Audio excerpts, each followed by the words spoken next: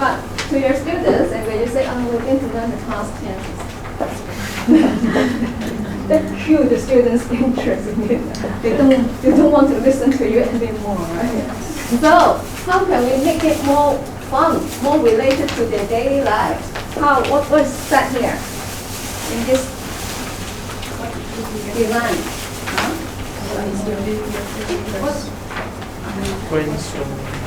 What's that? How is the past tense disguised in a more meaningful way?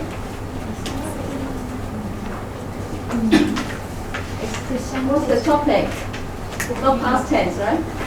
The topic is growing up. Yeah. So, do you remember what you did when you were growing up? When you were 2 years old, do you remember what you did?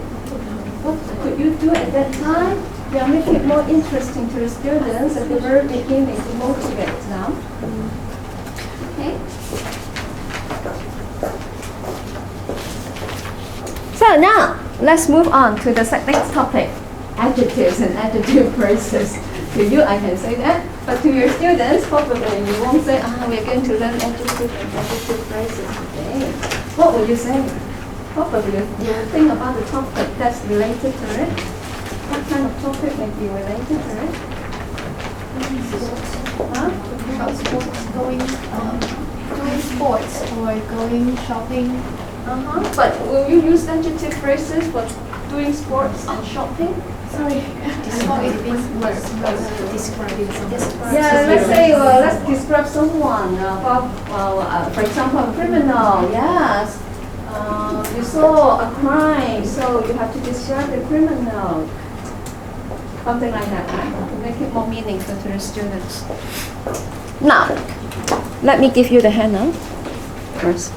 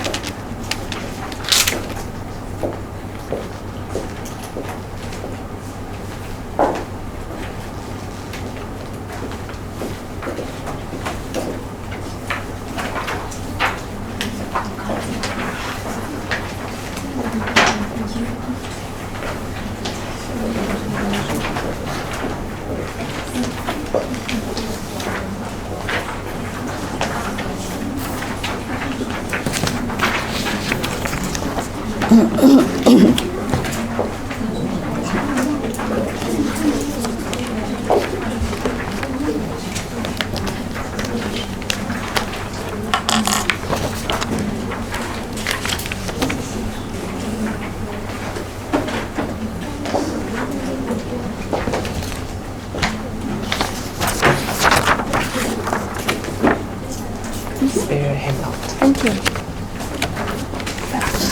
Thanks.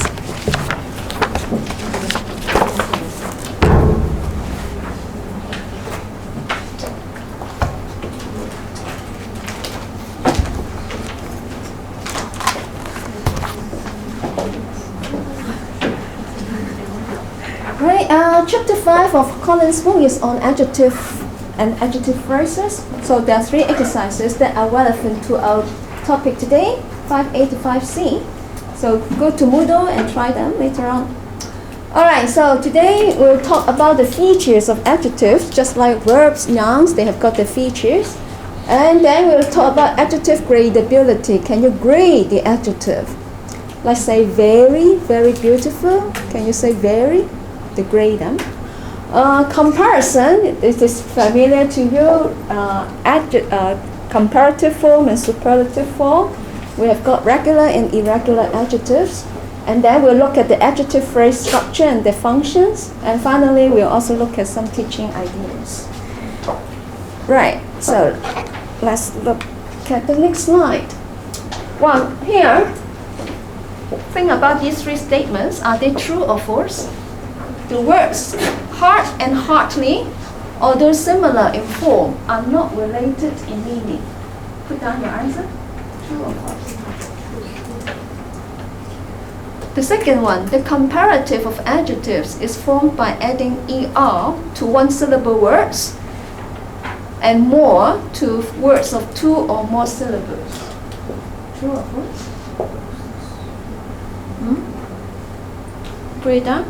Then after verbs of perception, feel or taste, adjectives and not adverbs are used as complements. For example, I feel this. What will you put down? It tastes. True or false? So what's your answer for number one? True. Number two? False. Why is it false? What would you put down? Who said false? How would you correct that then? I would like to hear that. Anyone? Yeah, I mean most word with more than 2 syllables will come with like analysis. Sorry, what was that? I mean, this one is like not all the word with 2 or more syllables will come with the from for example early we say earlier. Yeah. Okay, yes. There are 2 syllables, but they're not All right, yeah. So not all of them. Who would like to change it to 3? Some of you may say, well, we'll use more to words of 3 or more syllables. Will you say that? Some of you? Yeah, some of you said no, but in the past when your teachers taught you how to form the comparative form, probably your teachers told you that we should use more when the word has got 3 or more than 3 syllables, right? Yes. So let's see whether this is accurate, true or false later on in our class.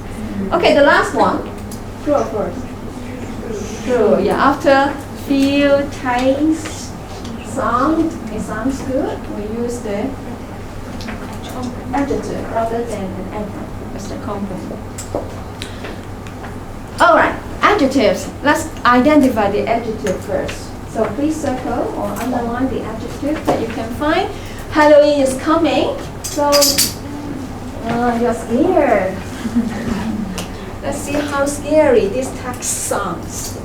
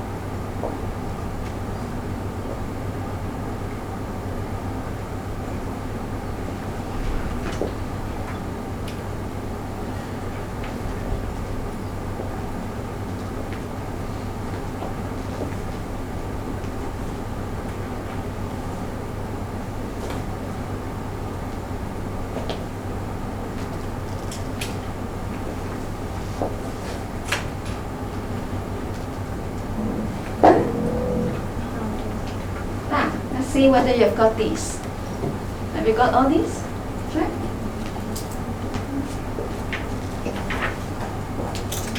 The red words are adjectives.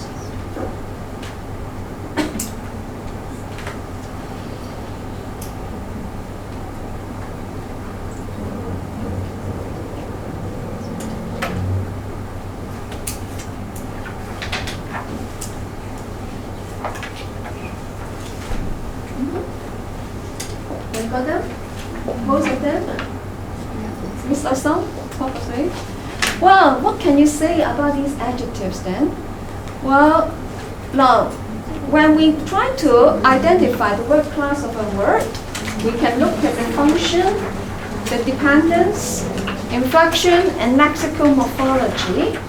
So, if you get back to here, what can you say first about the function of an adjective? What's the function? What does it describe? Modify. An adjective. Modify word. Noun. For example, jolly, friendly, good. Time. Modifying the time. The word time. Yes. Welcome. Modifying. Huh? You're welcome to do it. The families and kids, Longest? Well, okay. So, an adjective is used to modify a noun.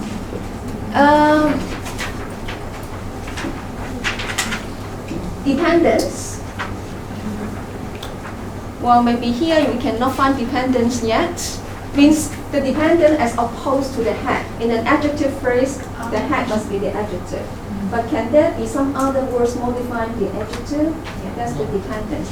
But in this, in here, maybe not here, but we can see some examples later on. Inflection. Inflection. I think we've got examples here. Inflectional morpheme. Longest, yeah, EST. And also biggest, EST. Yes.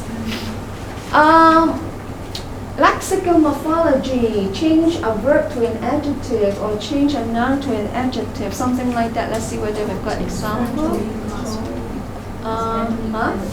Friend and then friendly, yes. Okay. Right, so let's look at some more examples.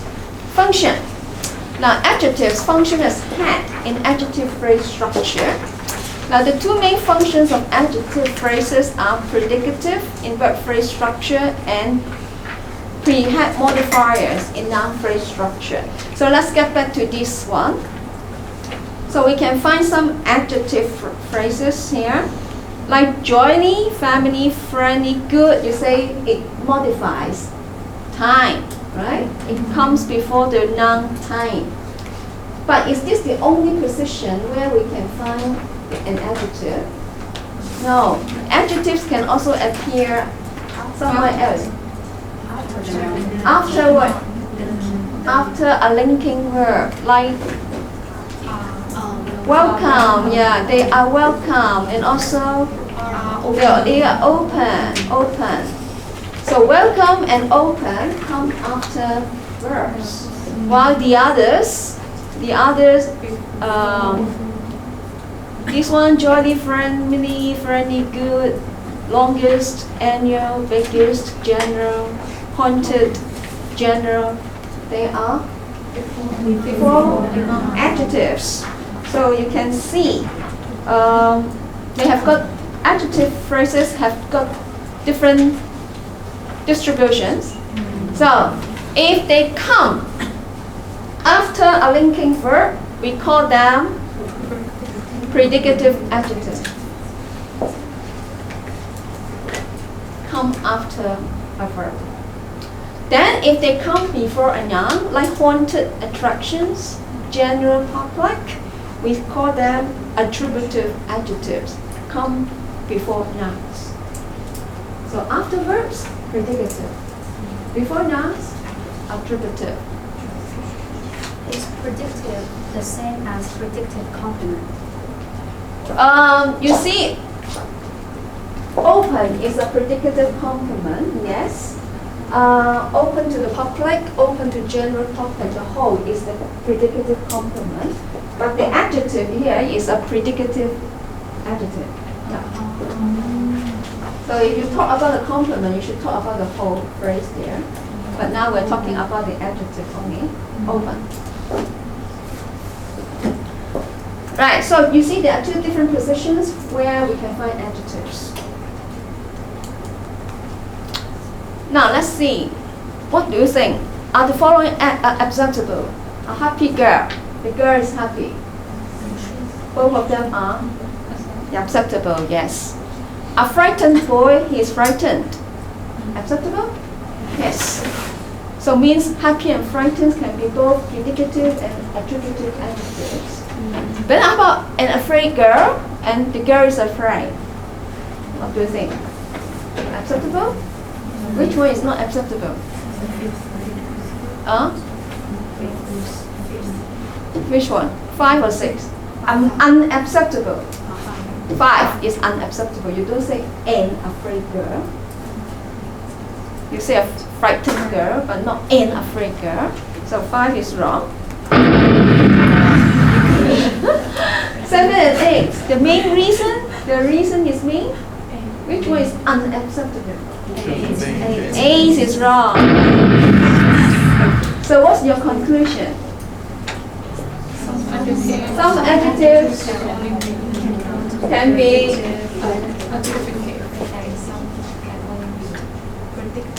very good. Yeah, so most adjectives are the typical adjectives, normal adjectives. They can appear in both positions, but some of them can only appear in either one position. So now I would like you to try task 2. Let's find out whether those adjectives can appear in both positions or only in one position. How can we do it? Just by guessing? Or by means of a method? Well, I think there are different ways to do that. One is to check a dictionary. Let's say Cambridge Dictionary online.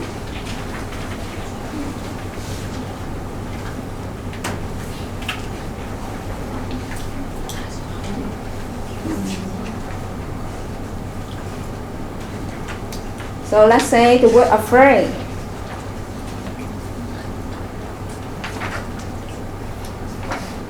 It's here, it says never before now.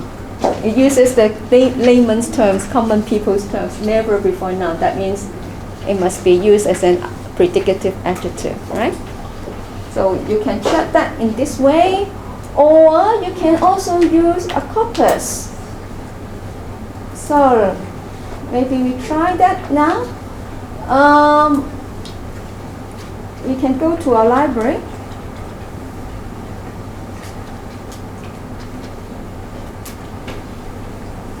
Our library. Remember the database? The database here. Go to C, corpus.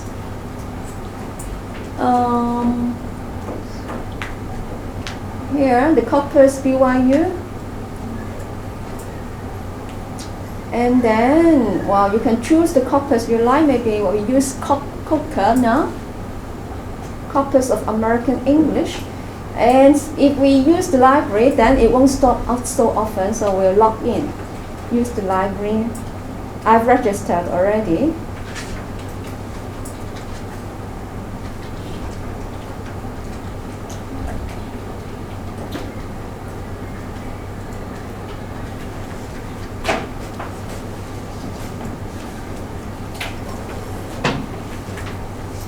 Okay, search. Let's say use KWIC, keywords in context. Then afraid, keyword in context.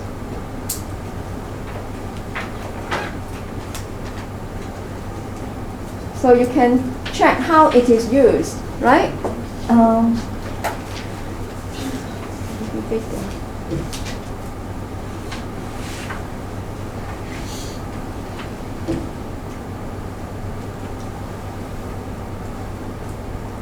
So you see, I'm afraid. But you can't see afraid before a noun. Right. So you can also check it in this way. So now, I would like you to try several. Well, I've got, how many? So maybe each row can be responsible for 2 adjectives. So here, afraid and asleep. Actually, afraid has been done. So asleep and awake. And then alive and alone. Alive and alone here. And then glad and well. And fine and unwell. Fine and unwell here. And then the last 2 rows here are contacts. You can also try unwell, okay? Try 2 words and see how they are used.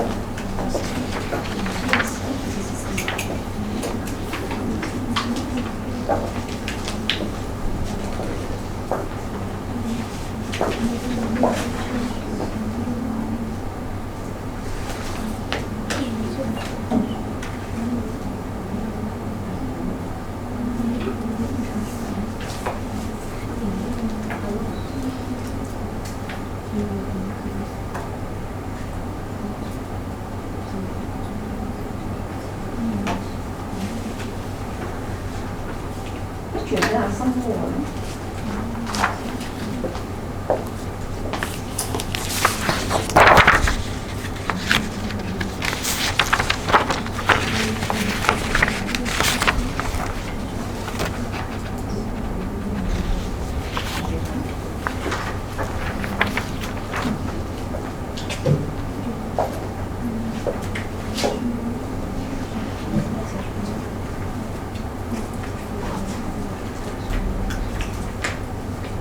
I think there are some that I haven't asked you to do at all. So,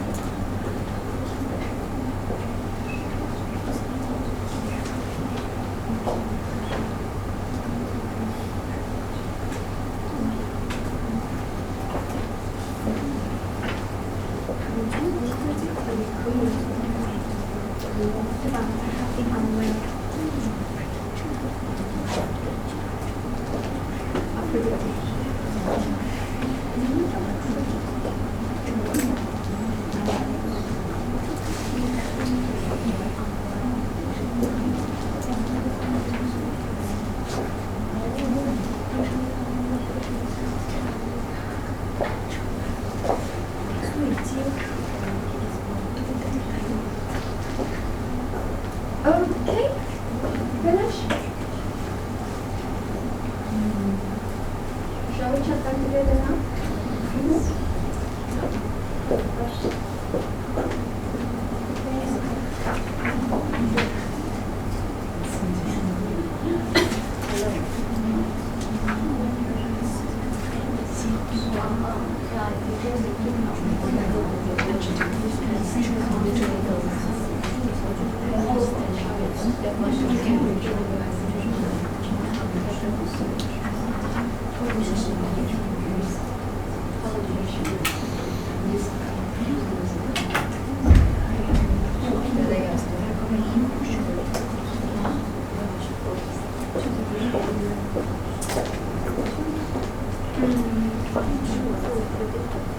All right.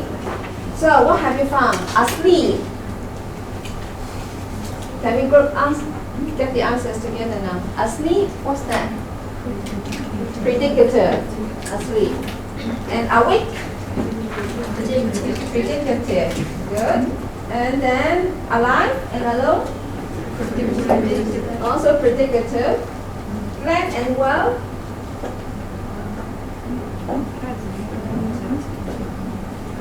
Glad? Who is responsible for glad and well?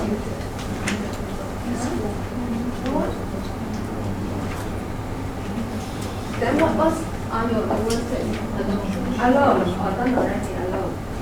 And then how about here? Which word?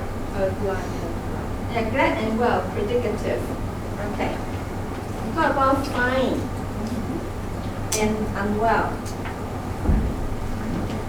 Fine, I'm fine. About health.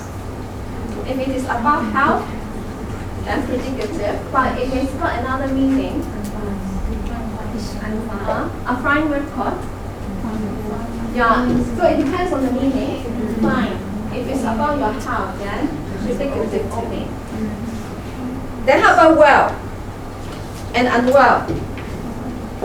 Still about health. Same, predicative. Content, meaning happy. You're content with something. Predicative. Yeah. Well, then how about, let's try two more. How about the word principle, the adjective principle, and also outdoor. So all of you please try these two. Principle and outdoor, and see what they are.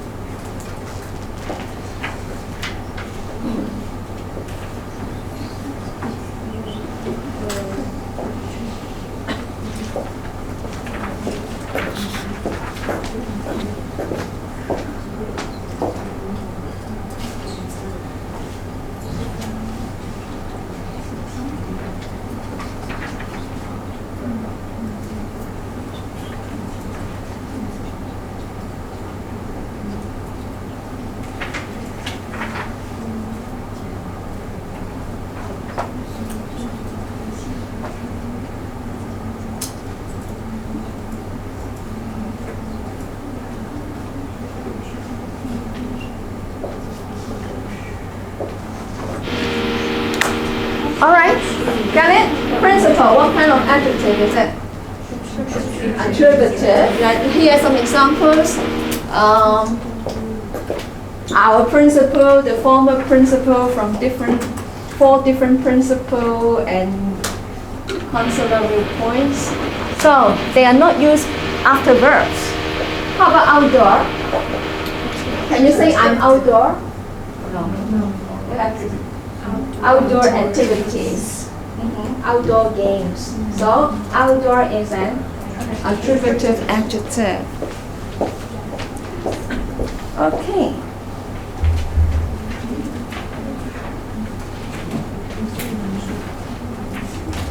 So let's get back to the slide here. The prototypical adjectives, that means the common adjectives, can occur in both positions. Like happy, I'm happy, a happy girl. But some adjectives like alive, unwell, asleep, afraid, they can only be used as what kind of adjectives? Predicative adjectives after verbs. Then how about the others? Sheer nonsense, utter nonsense. The main reason they are used before nouns, so they are attributive adjectives. Okay, now about gradability. What do you think? Do you accept the following adjective phrases? Very scary. Yes, very scary. Yes. Quite scary. Yeah, a bit scary. Yes. Then how about botanical? Very botanical, related to plants. Can you say a very botanical garden? Yes or no? No. Quite botanical? No. A bit botanical? No. So you can see, wow, here we can classify adjectives according to their gradability, whether they are gradable or not. So some adjectives are not gradable, like botanical.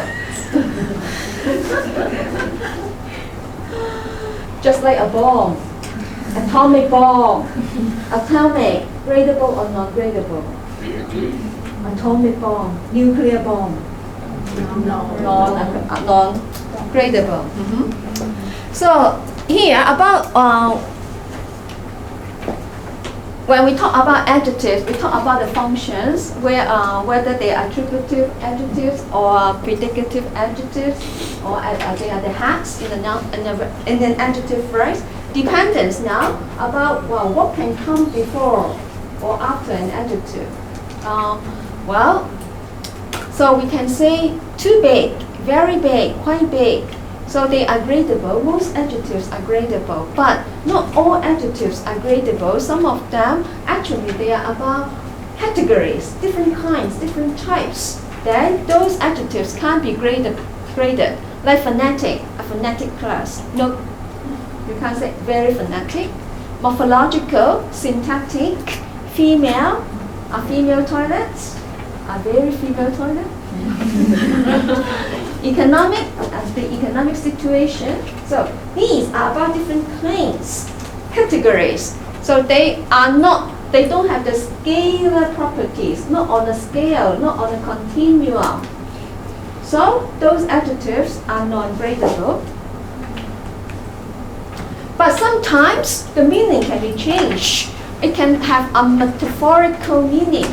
So usually about the nationality, Chinese. So what nationality do you have? You say, we are Chinese. Gradable or non-gradable then? Non-gradable. Just like Fan Bingbing, she is Chinese. But when you say she's so Chinese, what's the meaning? She's so Chinese. Typical. There are some stereotypes associated with Chinese people. So what kinds of stereotypes can you have about Chinese? Very hardworking, traditional, conservative, like being with the family, or like wearing clothes, let's say. They are so Chinese, these Westerners are so Chinese. They're wearing cheongsams, red cheongsam, bright red. So Chinese.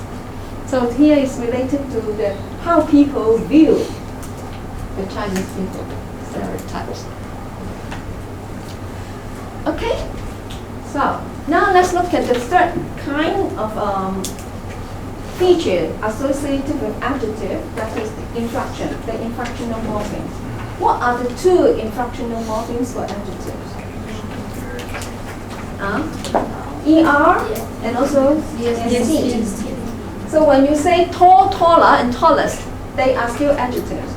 No change of the word class. That's why they are called inflectional morphemes. Inflectional morphemes won't change the word class.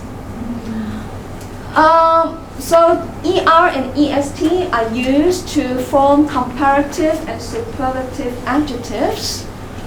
But some adjectives can't be used with the inflectional morphemes. They have to use with more and most.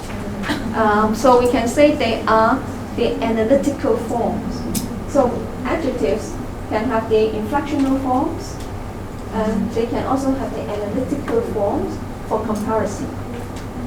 When we say analytical, that means we have more and most. Okay, so just now we look at the inflectional morphemes, ER and EST. Can there be derivational morphemes to form adjectives? Derivational, that means we change the word class. Yes. For example, care, careful, or careless. What else? So you change a noun to an adjective. Care, noun. What else?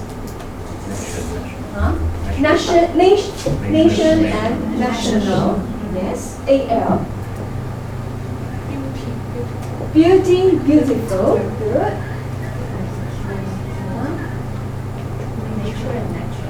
Nature and natural. Yeah. AL. Friend, friendly. Okay. LY.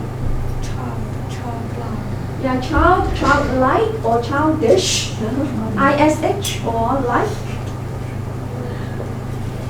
So we can have different kinds of derivational morphemes to form adjectives. So you see here, and so very often they come from nouns, right?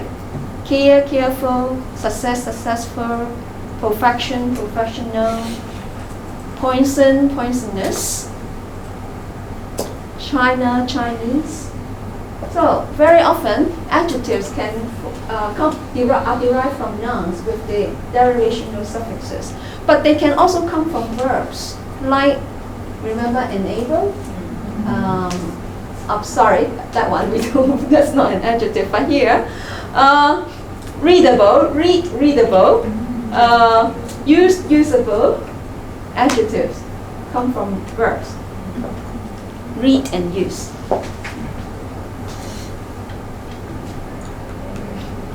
Now, we can have more than one adjective. So, if we have got more than one, how can we order them?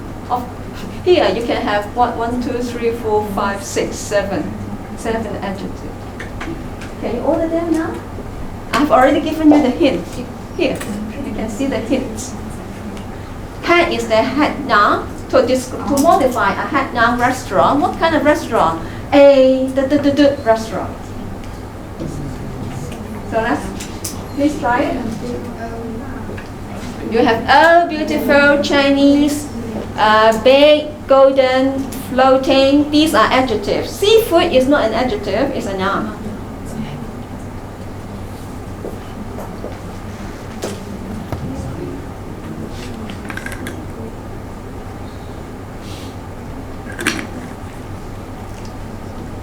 They come in a fixed order like this.